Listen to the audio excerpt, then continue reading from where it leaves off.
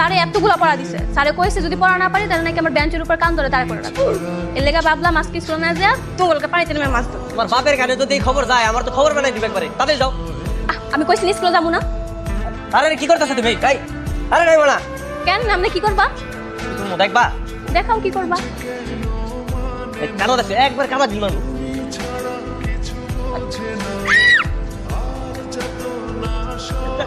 একদম ঠিক কাজ হয়েছে। আমি এক সময় না করছি না পড়ালেখা বাদ দিয়ে কাদা মারতে মাছ ধরতে যা। জীবনের বাচ্চা তোর লেগে আমি করছি না।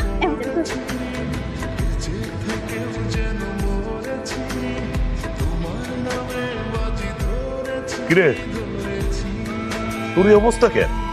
আব্বা কাদাতে পড়ে গেছিলাম। ঝড় নাই, বৃষ্টি নাই, বাড়ি থেকে স্কুল পর্যন্ত পাকা রাস্তা, তুই কাদায় পড়ে গেলি কেন? রাস্তার মধ্যে গোবর ছিল না, পরে আমার পাটা গোবরের মধ্যে পড়ে গেছিল। পরে আর কি করবো, পাটা ধোয়ার লাগা ওই বিলের পাড়ে গেছিলাম, তখন থেকে উল্টা কাদাতে পড়ে গেছি। চেয়ারম্যানের মেয়ে ওই এত গাদা হইলে চলে? পা ধুইতে গেছে বিলে, যা ঘরে যা।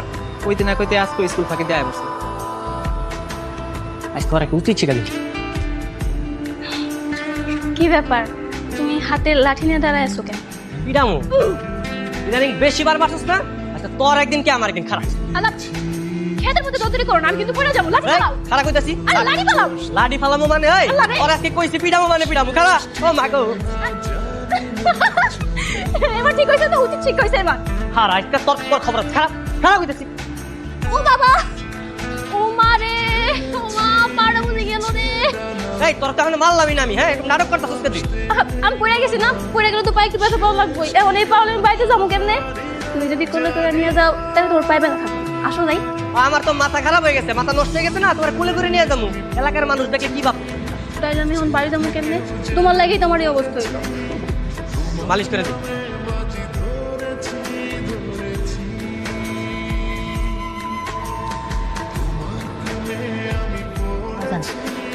তুই কি আবার ঢাকায় ফিরে যাবি?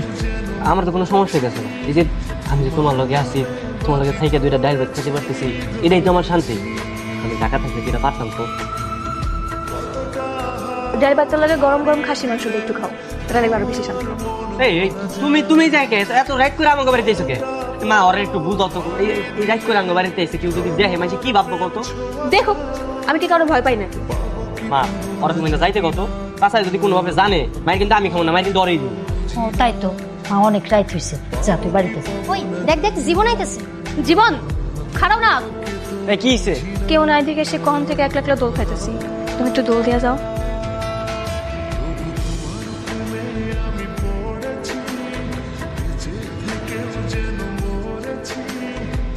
হইছে হইছে পা, আমার না অনেক কাজ বাকি রয়েছে, আমি এখন যাই, আমার অনেক কাজ আছে, এবার দিয়ে ফেলাম।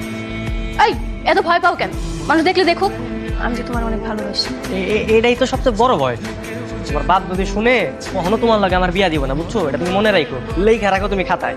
আর আমার বিশ্বাস তোমার বাপ তো এখন তোমার বিয়া দিব না, তবু তোমার বিয়ার এখন অনেক দেরি আছে। আমি যদি বাবার একবার গিয়ে কই আমি বিয়ে করব, বাবা নিজে দাঁড়ায় থেকে এক সপ্তাহের মধ্যে আমার বিয়ে দিয়ে দিবে। তাহলে তুমি তোমার বাপেরে কও, দেখি কি কয়। আমি কিন্তু ঠিকই আপনার কাছে কমু। আব্বা আমি না বিয়ে করতে চাই, মানে এলাকার মানুষে কয় তুমি নাকি আমার বিয়ে সাথে দিবা না, সারা জীবন নাকি ঘরেই বসায় রাখবা। আসলে কি দিবা না আব্বা? ও যখন এত ইচ্ছা, তাহলে আমি কালকে কাজের লোকের কথা বলতেছি। জীবন জীবন খুশির খবর আছে, তোমারে কইছি না আব্বা রাজি হয়ে যাইবো, আব্বাই তো রাজি হয়ে গেছে। চাচা কি কইলো? আব্বাই কইছে যত তাড়াতাড়ি সম্ভব তোমার আমার বিয়েটা দিয়ে দিবে। চাচারে কি তুমি সত্যি বিয়ের কথা কইছো যে তুমি আমার বিয়ে করতে চাও? কইলামই তো।